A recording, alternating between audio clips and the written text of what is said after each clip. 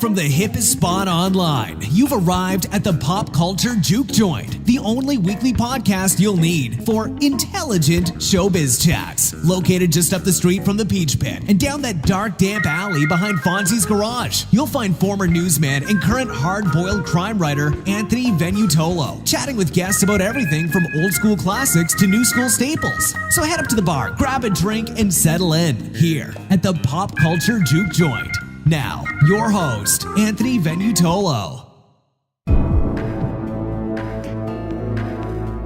Welcome to episode 12 of the Pop Culture Juke Joint, where each week we delve into a wide variety of topics that can include movies, TV, books, music, comic books, you name it. This week we have something really special. Been wanting to do a James Bond episode for quite some time. And you know what? Co-host Jack Lugo probably forgot more about James Bond than I'll ever know. This guy knows his stuff. And you know what? This is the perfect week to talk about James Bond because Hulu just debuted its brand new documentary called Becoming Bond, about George Lazenby. Some may think of him as the forgotten Bond. We're going to talk a little bit about George Lazenby, his ties to James Bond, this new documentary, and any other James Bond topics that Jack might want to bring up. So sit back, relax, enter the juke joint.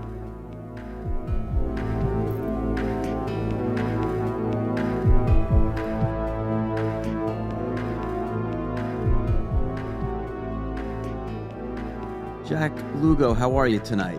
I'm all right. How are you, Anthony? Oh, you know, Jack, I'm sitting here drinking a martini, shaken, not stirred, and I think you know why. Yes, because we're about to discuss Bond, James Bond. James Bond, and specifically Becoming Bond. Right? Yes. This is a new documentary that's just been released on Hulu a couple of days ago, and I've been waiting for ages for this. Actually, when they first introduced the trailer, it came out of nowhere because I was aware of a different documentary. It's actually a second documentary coming out about George Lazenby. I was only aware of the other one, and then I saw the trailer for this one. I thought, well, is it the same one? And it turns out, no. This is a separate one that Hulu did with George Lazenby. They sat him down for an interview over 4 days and basically had him tell his life story, and it did not disappoint. It was thoroughly entertaining. He's given many interviews about his experience, and a lot of people outside of the mainstream don't really know who he is and don't know his story. So I'm glad that it's getting out there. He was the second actor to play Bond after Sean Connery. Sean Connery signed up to do the first Bond film. They basically, they said, okay, this could be a series. They didn't know that it was going to be successful. So, he signed a multi-film contract thinking, well, we don't know if it's going to, have any success or not. So once the Bond films took off, the Bond producers didn't want to pay him that much more. I think they gave him signing bonuses for the other films, but they didn't really increase his salary, and he was a stickler about money. And he was trying, he saw that other film stars were making, a lot more money than he was for, by the time he got to the fourth one, Thunderball, I think Michael Caine was doing another, similar kind of spy-related movie, and it was making, like $1 million, and, Sean Connery is like, well, why am I not making that? Right. So, the Bond producers, they kind of wanted him to stick to the contract, and I guess they signed him for 6 films. He did 5. The last one he did, You Only Live Twice.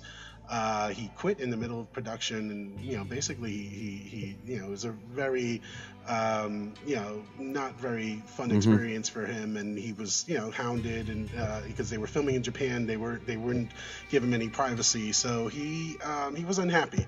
So they were the Bond producers, because Bond, it's owned at that time. It was the rights were held by this company called Eon, and Cubby Broccoli and Harry Saltzman were the owners of Eon. They were the ones who produced the Bond films, but they were distributed by United Artists. United Artists, who had a stake in it because obviously they were distributing the film and putting up some of the financing, a lot of the financing. So they were obviously not happy. So they were trying to get Sean Connery back up until the very last second, and Sean Connery would not agree to come back. So they had to find another actor. And you're gonna laugh. One of the actors they were considering was Adam West. Really? Even though he was an American. Cubby Broccoli had a meeting with Adam West. That's weird. To play Bond, and he was doing the Batman TV show at the time. Was he gonna do it in a British accent? Like, was he gonna be a British? Like, was he gonna be a British Bond? I don't know. I mean, that was one of the things because, obviously they wanted, when they first casted Connery, there was a lot of flack for not.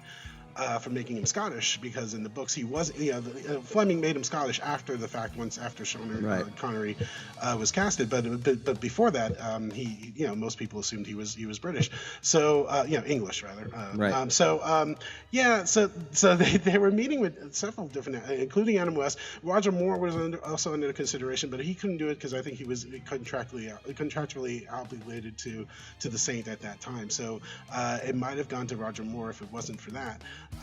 But they met with tons of different actors, and then along comes George Lazenby, and he had zero acting experience. He basically, lied to the casting director, told him he had done films, in several different, countries. Hungary, yeah, Russia, Ukraine, China. He's acted all over the world, except it's all in places where they really couldn't check and verify his story. So the guy was basically a con artist, sort of, right? Yeah, he was very confident, and he just and that was the thing, that they were looking for someone brash and confident and arrogant in a sense, and he was kind of epitomizing all that.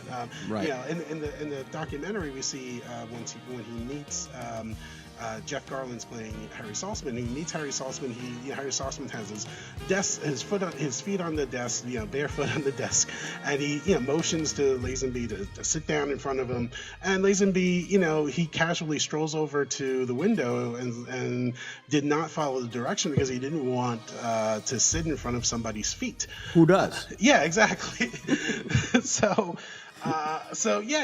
He basically, he got himself a suit, he got himself to look, to dress like Connery did in the films, and he got himself made himself up to have that look. Is that true that he really stole that suit from that shop? I don't know, because the thing is, he's not a very reliable narrator. He's given a lot of interviews, and he's a lot of his interviews sort of conflict with the details. So I don't know that he stole the suit. It's an interesting story. It makes for an entertaining story to say that he did. Well, let me just say, I am not the James Bond extraordinaire that you are. I am nowhere near that. I am a casual, if that, fan of James Bond. I love the character, love the movies, but that's probably about it. Now, that said, I'm watching this today. I watched it because I knew we were going to be talking about it tonight. Yeah. And I will say this, that I was a little put off by the format of this documentary.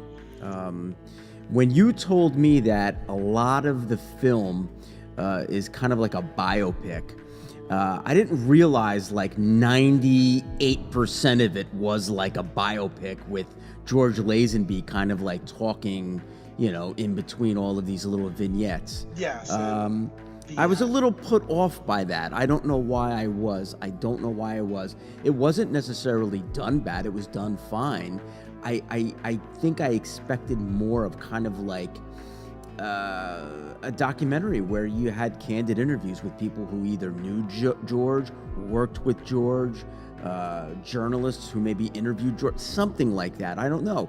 Because you told me he was an unreliable narrator, And, you know, I'm watching this, and the guy came off. I'm sorry, but he sounded like he was full of shit in half of these in these stories.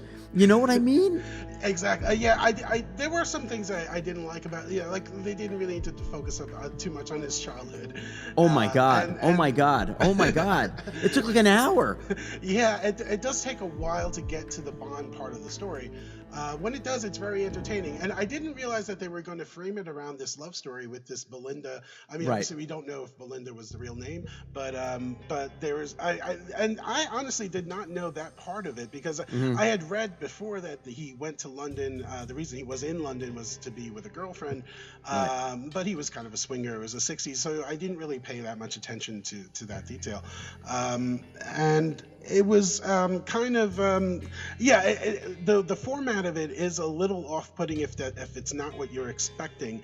But I think the way because he is kind of a bullshit artist, and that's the way a lot of his interviews kind of go. I mean, you're entertained, but you kind of get the feeling sometimes, oh, this guy's bullshitting me. Right.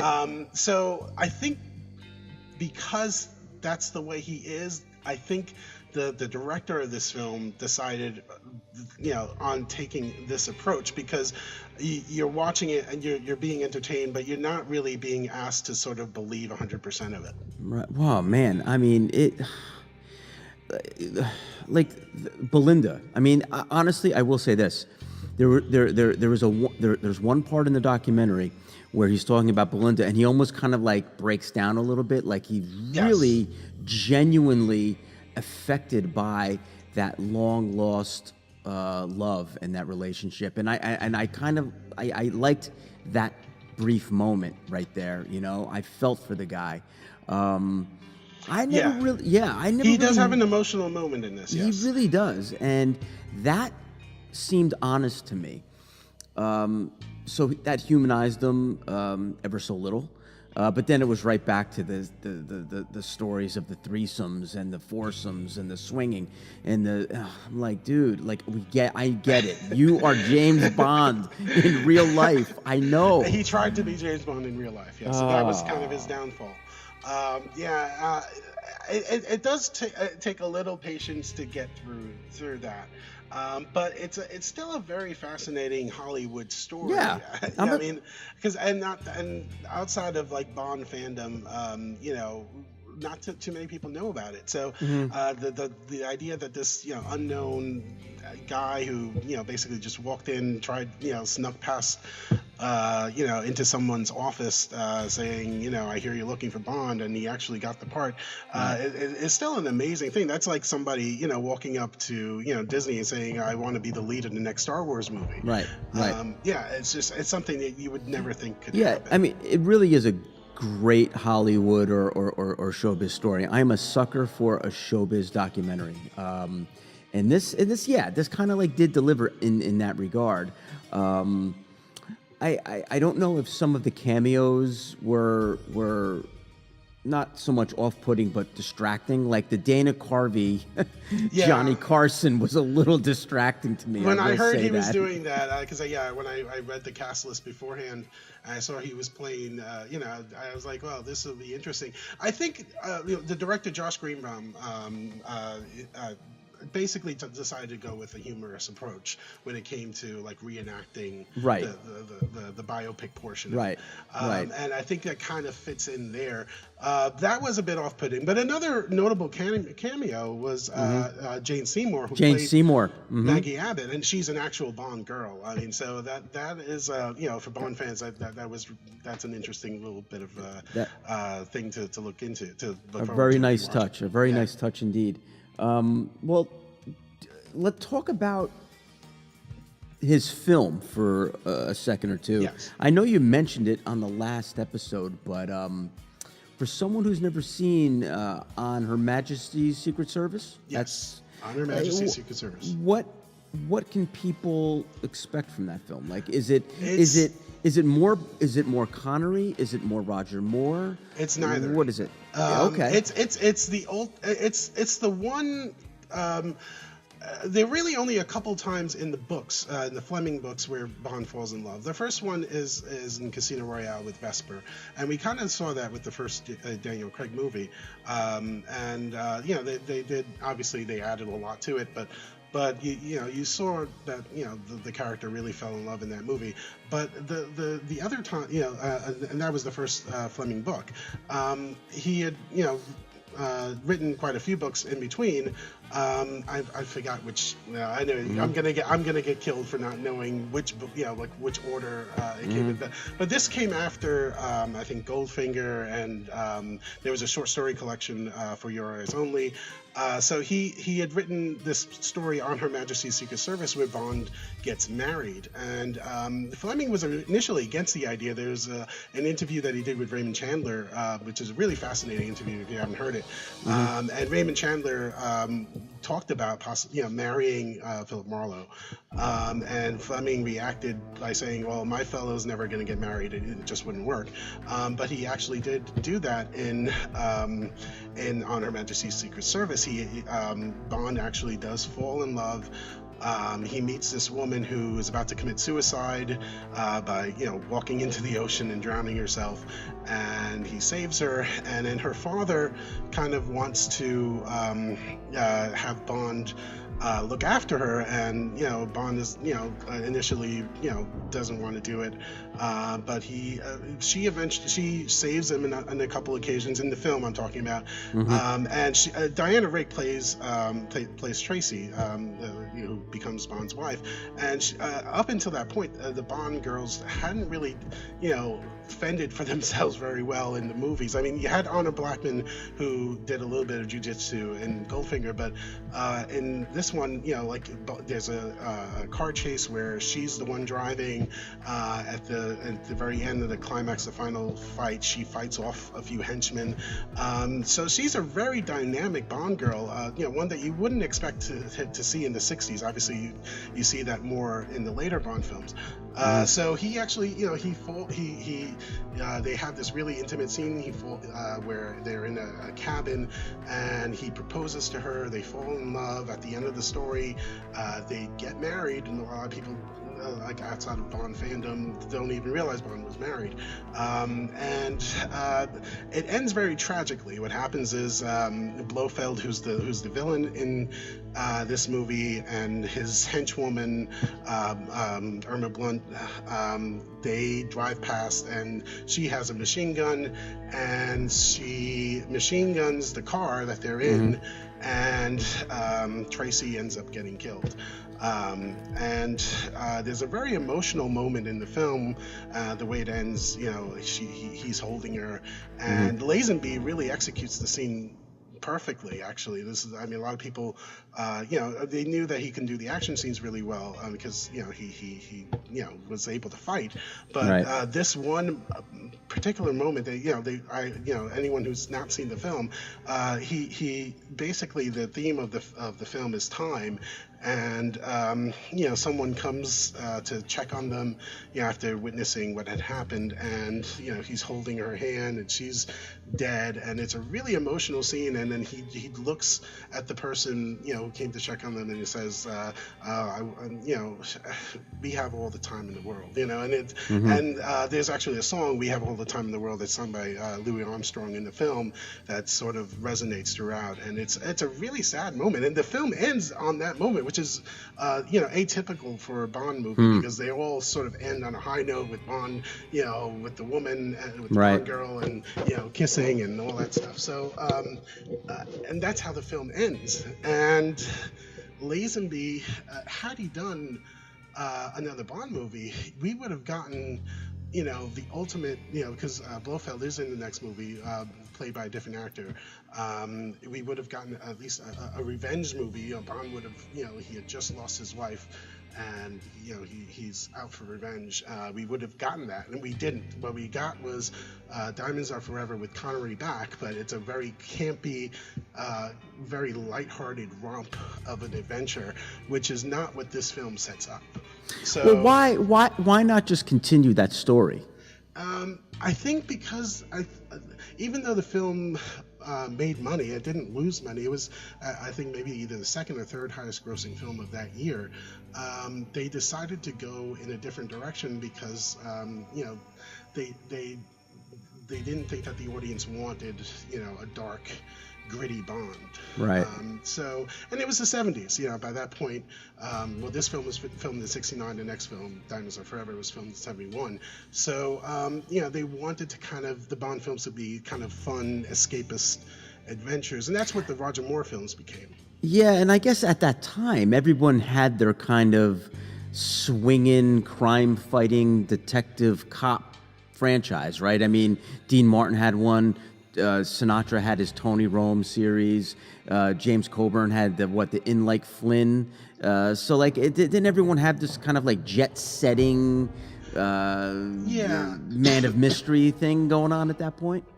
Right, and I think they felt that the audience demand was more for lighthearted, escapist. Lighthearted, sure. Yeah. And I guess now that they got Connery back, let's just not make any waves. Let's just keep things simple. Put a martini in his hand, exactly. and let him do Connery. I mean, that film isn't terrible, but it's kind of like when you watch.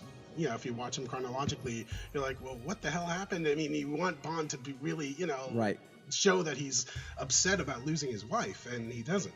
So right after the last Connery film, that's when we got Roger Moore, correct? Yes. Okay. So by that point, Connery was just finished, right? Like he was like, I'm out. You got my sixth movie, I'm out. He agreed to do one more because they agreed to pay him $1 million and change. And right. He actually donated his salary for Diamonds Are Forever to a Scottish education fund, I believe. That's nice. Good for him, right? Yeah, exactly. I mean, but I think, basically he came back purely for the money. And you could tell, he didn't get along with the producers. He actually, I think it was United Artists who negotiated the deal to get him back, and the producers were kind of laid back on that film. Try to just keep him happy, pretty much. Right. I think we could probably have 1,000 different James Bond podcast subjects. I mean, just now I'm thinking about like Bond songs. I'm thinking about who could have been Bond. I'm thinking about what would have been a great plot, great directors that could have directed Bond. Oh my God, I'm going in like 1,000 different directions here.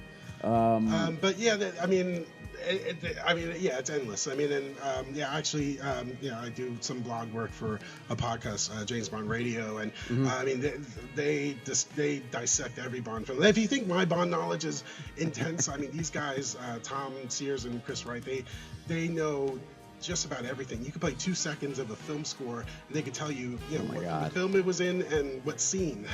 They take a deep dive. Basically. They do take a deep dive. Yeah. So, I mean, and this documentary, I thought it was entertaining. I'm sorry. Are you okay over there? I'm okay. Sorry. Went down the wrong pipe. That's okay. You're drinking your martini a little bit too strong tonight, huh? Exactly. Yeah. So, this documentary, like you said, it does have some flaws. I wish that they had gone into a little bit of Lazenby's life after Bond.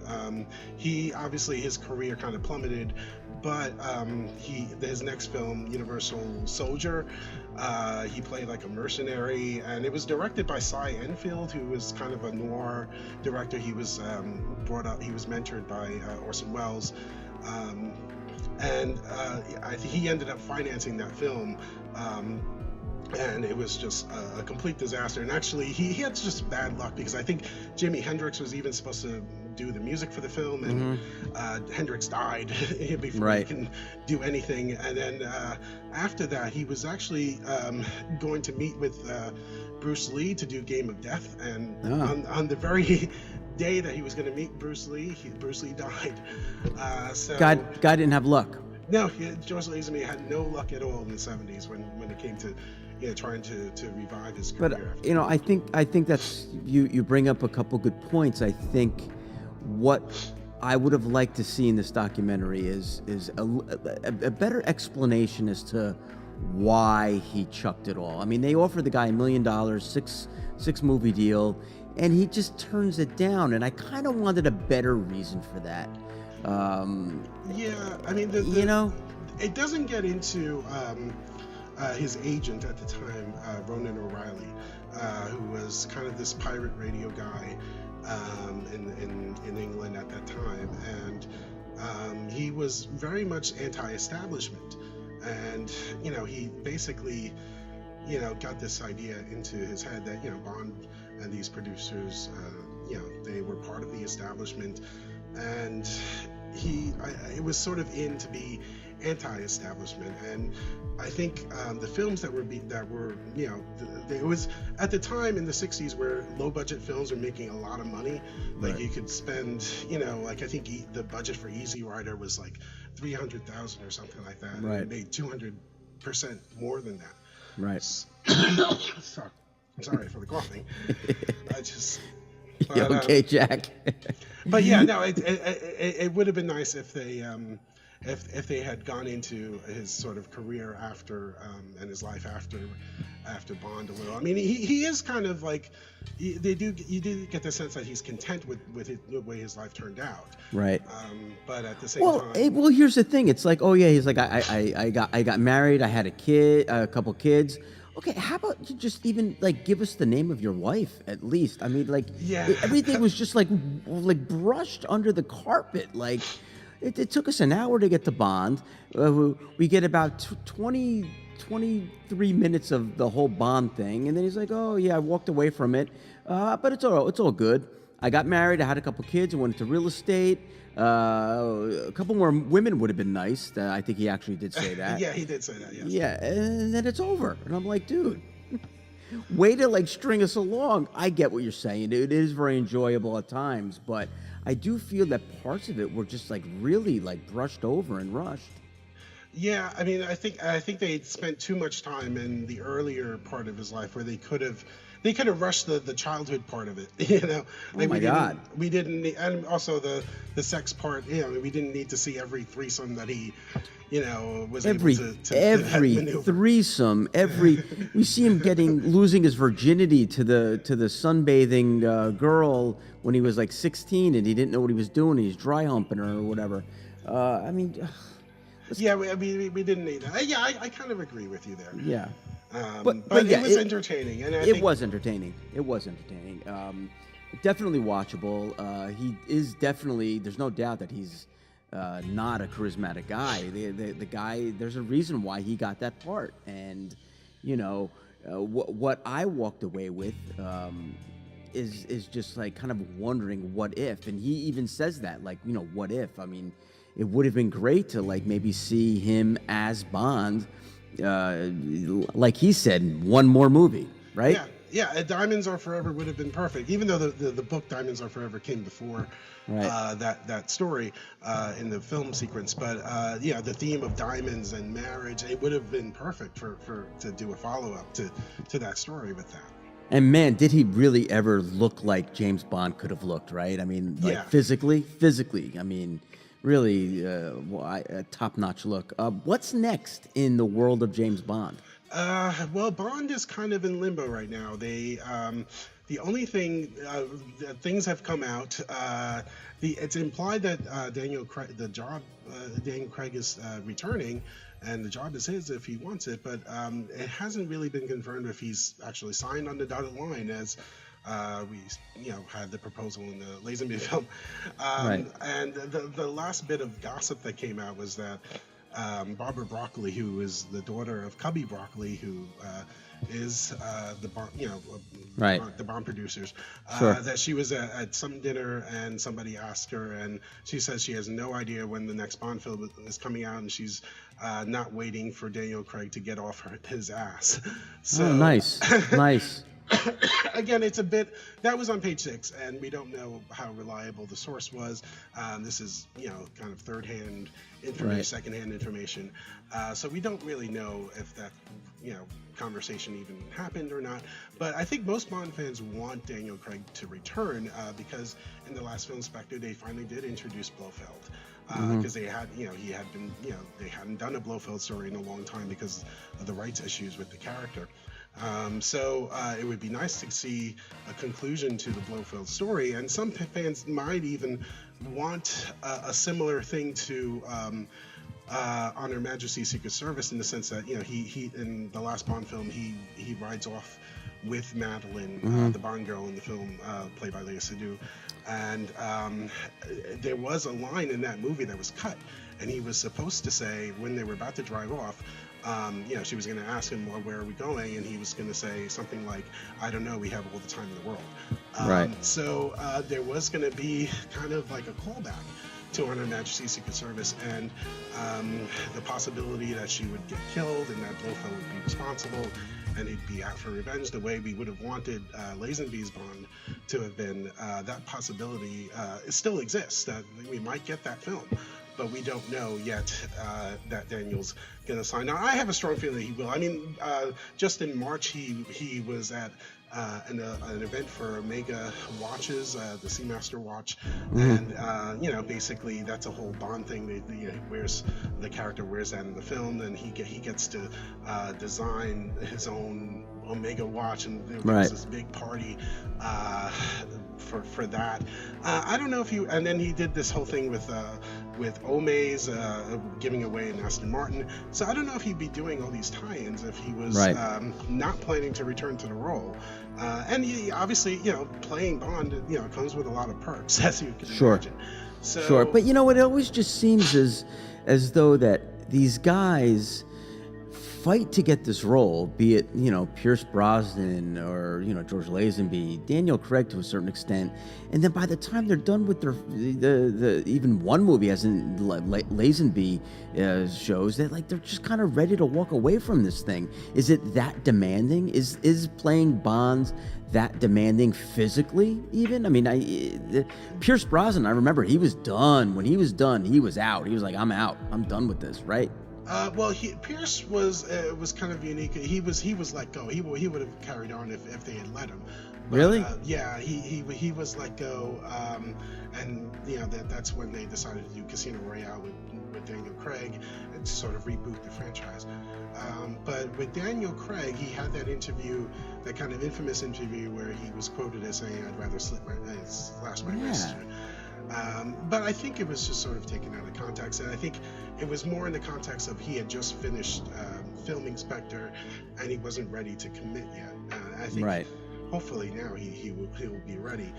The other thing is that the ownership of the franchise is now split between Eon, Barbara Broccoli, and her stepbrother, Michael G. Wilson. They own Eon, but MGM owns the other side as like half owners. And MGM, they don't distribute their own movies. They need a distributor, and that's how Sony got to distribute the last two Bond films. So what happens is now they're looking for their Sony's contract expired with the last one, so they still haven't signed up a distributor for the next Bond film. So they need to I think that what needs to happen is that needs to get settled first. And I think that there are 5 studios that were competing to distribute the film, and Sony. So James Bond can land at like Warner Brothers or Paramount or whoever, or Fox or whoever kind of feels that they have enough firepower to kind of handle the distribution of a franchise like this. I mean, that's crazy. I mean, Sony's distribution deal was sort of framed around Amy Pascal, who was the subject of the hacks, and she's no longer there. So Sony wants to try to get. They're doing, they're trying to court, the Bond producers, and one of the things they did was they recreated a set in Dr. No,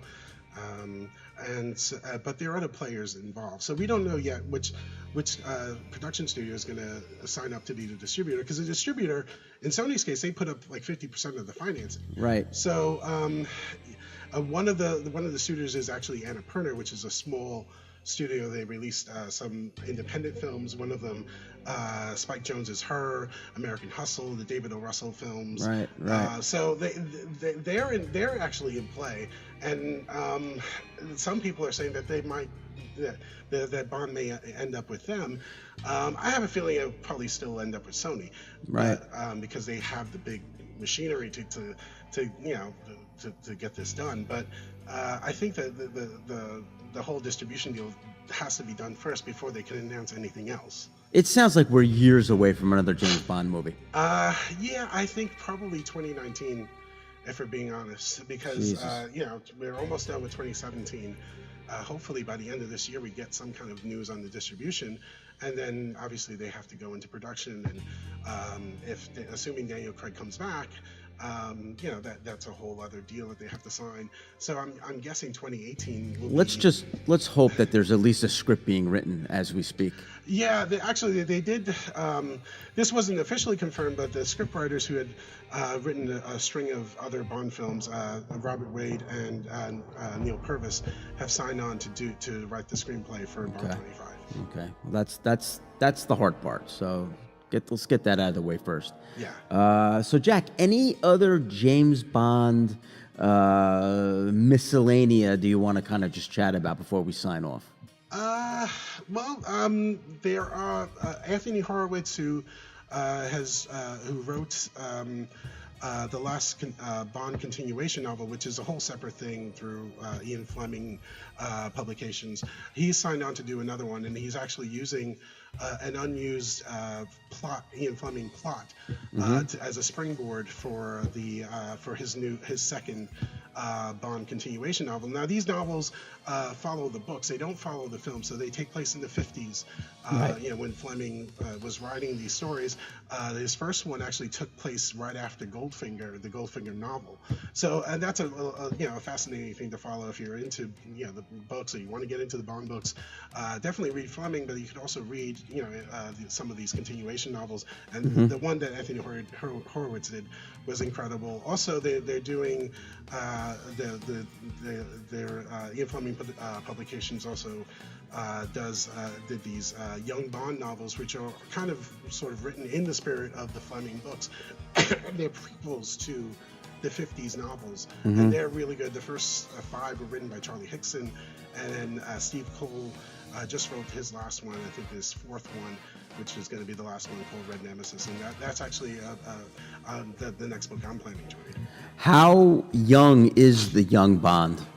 The young Bond, it starts off, the very first book starts off when he's 13, and he goes to Eton, the boarding school, and it's basically about his experiences there and these adventures that he goes on. Obviously, it's all, made up.